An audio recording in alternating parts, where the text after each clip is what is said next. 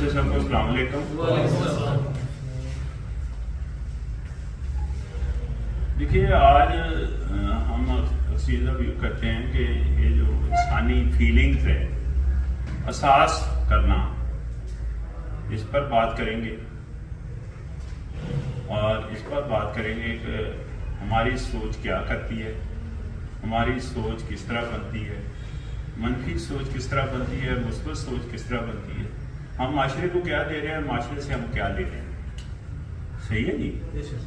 یہ سارے subject matter جو میں نے آپ کو بتایا یہ بیسیکلی لیکچر کا متن ہے، رائٹ؟ اگر احساس کی بات کریں تو لوگ پوچھتے ہیں، ہم سے اکثر پوچھتے ہیں کہ جناب دیکھیے ملکی حالات ایسے ہیں، کوئی پوچھتے ہیں جناب فلاں حالات ایسے ہیں۔ حالات سارے کے سارے حالات جو ہے نا وہ سارے ہمارے اندر کے خراب، وہ کون سے اندر کے؟ ہمارے اندر کے حالات خراب، ہمارے اندر جو احساس ہونا چاہیے وہ نہیں ہے، وہ احساس آہستہ آہستہ گرافیکلی کمزور ہوتا گیا اور اب پستی کی طرف جا چکا ہے وہ احساس ہمارا، اور ظاہر ہے وہ احساس نے ہمیں یہ موٹیویٹ کرنا تھا کہ جناب ہم دوسروں کے کس طرح کام آ سکتے ہیں، دوسروں کا بھلا کس طرح کر سکتے ہیں، دوسروں کے بارے میں کس طرح سوچ سکتے ہیں، لیکن گرافیکلی ہم پستی کی طرف چلے گئے ہیں اور احساس ہمارا مکمل طور پر پستی کی طرف جا چکا ہے۔ اس وجہ سے ہم دوسروں کے بارے میں تو میں کہتا ہوں، میں 90% نہیں کہہ رہا، 10% بھی نہیں سوچ، 10% بھی دوسروں کے بارے میں نہیں سوچ، الٹا ان کو دوسرے لوگوں کو زج کر رہے ہیں، کیا کر کے؟ ان کے بارے میں خام خواہ باتیں کر کے اور ان پر تنقید کر کے،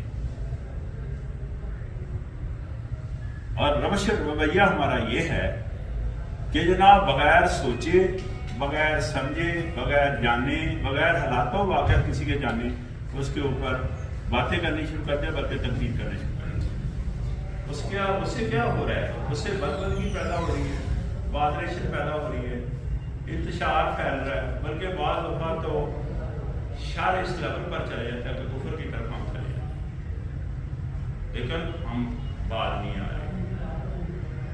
کیوں؟ ہمارے اندر جو احساس ہے، احساس والی جو حص ہے وہ شروع میں تو کمزور ہوئی، اب تو ماری چکی ہے کہ نہیں مار چکی، اور اس احساس اور اس حص کی مرنے کی وجہ سے نہ ہم اپنے رہے ہیں اور نہ دوسروں کے رہے۔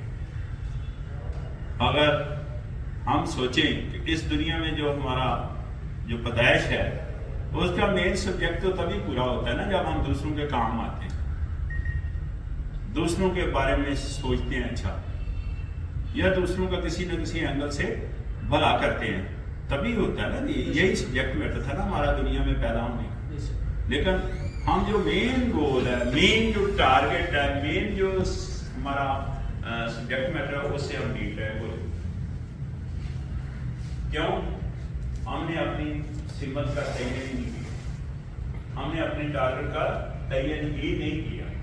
ٹارگیٹ کا تعین، سمت کا تعین تب ہو سکتا ہے جب میری اور آپ کی سوچ بہتر ہے، جب میری اور آپ کی سوچ بہتر ہے۔